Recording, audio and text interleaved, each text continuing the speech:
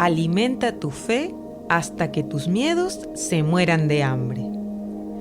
Vi una puerta abierta en el cielo y la misma voz que había escuchado me dijo: sube aquí y te mostraré lo que tiene que suceder.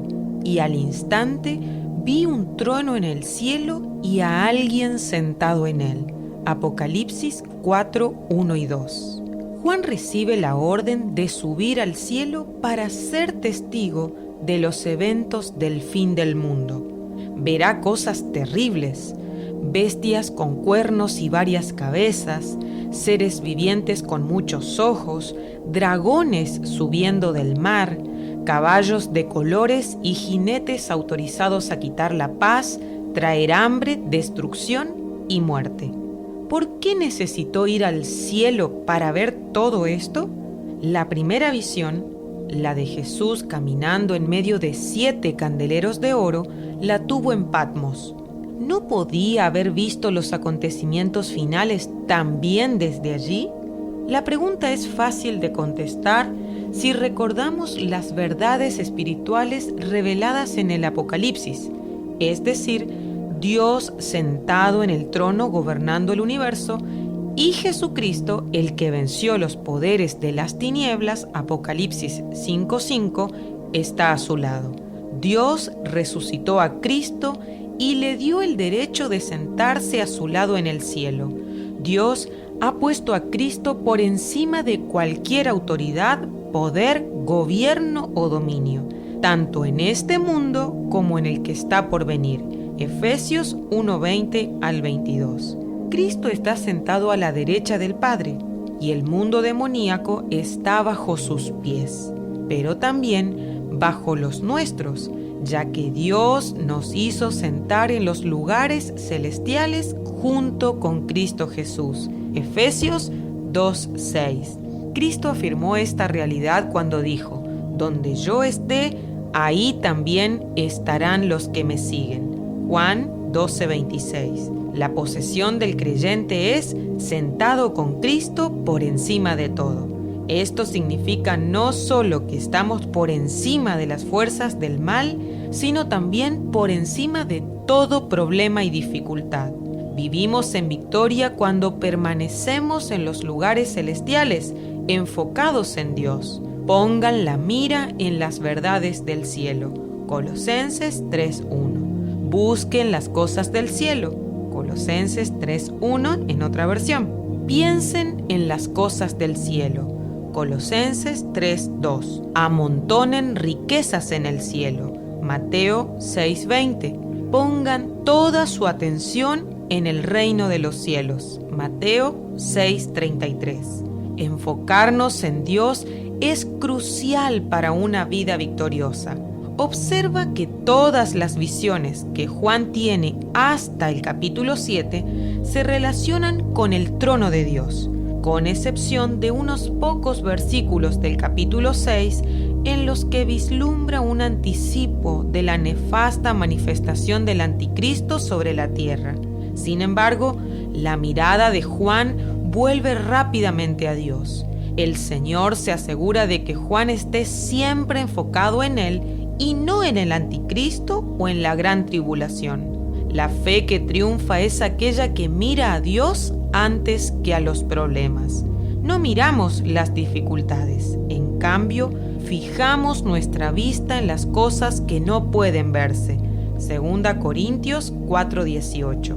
La vida victoriosa se obtiene cuando permanecemos sentados con Él en los lugares celestiales. Bendito sea Dios que nos ha dado toda clase de bendiciones espirituales en los cielos a través de Cristo.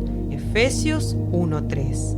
Sentado en los lugares celestiales, con la mirada puesta en Dios, es el gran secreto de una vida victoriosa. Existe un esfuerzo titánico en Satanás destinado a hacernos ceder esa posición, porque los problemas nos aplastan cuando los miramos desde abajo. Mientras estemos sentados en los lugares celestiales, las dificultades no parecerán tan grandes ni imposibles de conquistar. Sin embargo, El día en que abandonemos nuestro sitio privilegiado, un pequeño contratiempo se verá tan grande como la muralla china. Aprendimos esta preciosa verdad el día que visitamos el cráter de un volcán en el sur de nuestro país. Mirarlo de cerca intimida, despierta temor tanto por la superficie que abarca como por la profundidad de sus aguas. Sin embargo, se experimenta una sensación de superioridad cuando se alcanza la cima. Ese enorme cráter que amedrentaba parece un pequeño charco de agua. Observar el volcán desde la cumbre no es lo mismo que verlo desde el valle. Desde lo alto parece insignificante. Así son los problemas. Mientras estemos sentados con Cristo en los lugares celestiales, las dificultades serán simples escollos en el camino de la vida. Reflexionemos un instante más en la orden que recibe Juan. No es la primera vez que Dios le pide a alguien que suba. En una oportunidad, Dios le dijo a Jacob: sube a Betel y haz allí un altar a Dios. Génesis 35:1. Jacob fue bendecido cuando obedeció. Y llegó Jacob y edificó allí un altar. Dios se le apareció y Dios lo bendijo. Génesis 35, 6 al 9. La Biblia dice que Betel significa casa de Dios o un lugar de adoración a Dios. Génesis 28, 19 al 22. ¿Por qué razón Jacob tuvo que ir a la casa de Dios para ser bendecido? ¿No podía haberlo sido en su propia casa? Por supuesto que sí. Sin embargo, una cosa no invalida la otra. Se debe adorar en casa y también en la casa de Dios. Algunos creyentes bien intencionados dicen: no necesito ir a la iglesia para orar y adorar.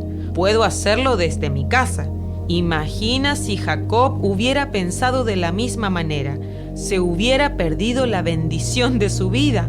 Ahora bien, algunas personas podrían refutar este concepto diciendo que hoy en día el templo de Dios es nuestra vida.